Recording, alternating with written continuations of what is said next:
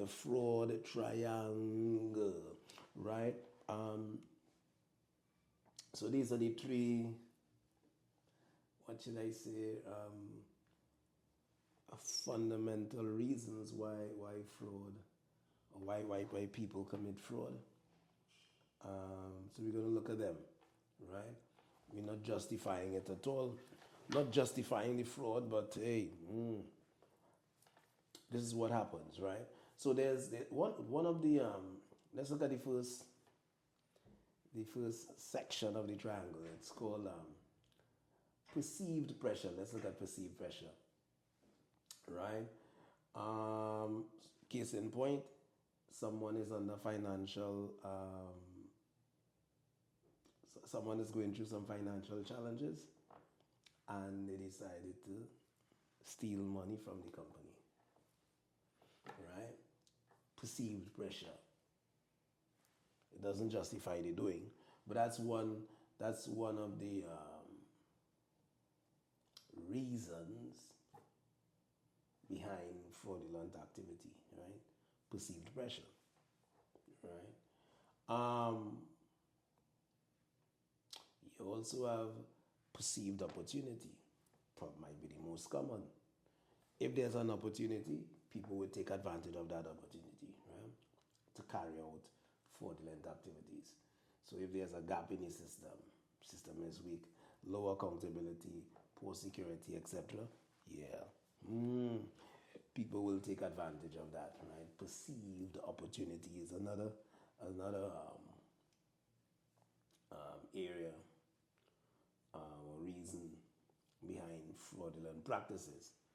I guess when you investigate persons, these are some of the reasons, right? You also have rationalization of the fraud. I can see this playing out.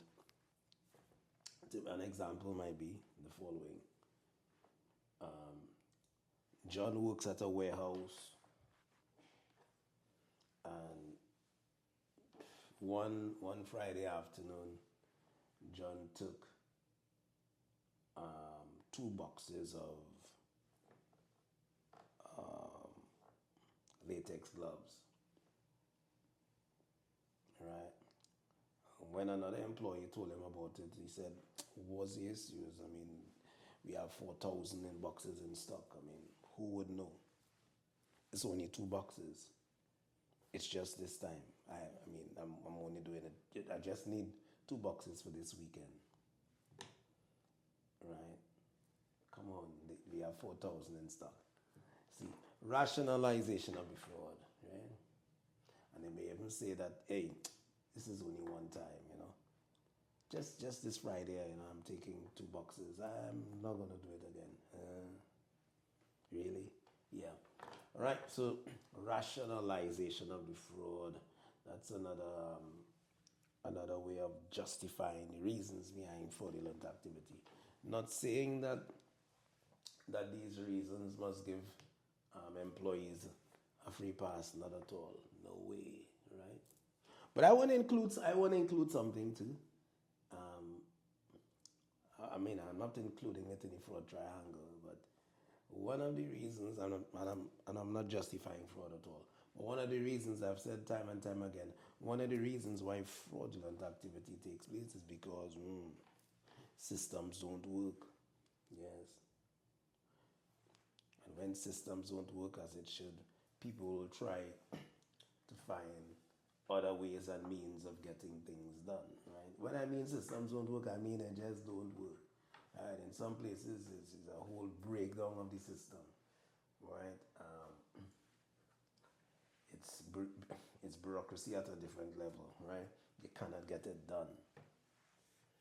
Okay, system is that is a corrupt system in itself, because and sometimes you may ask yourself, well, maybe it's set up that way for us to be corrupt, or it's set up that way for us to find other means of doing it, right?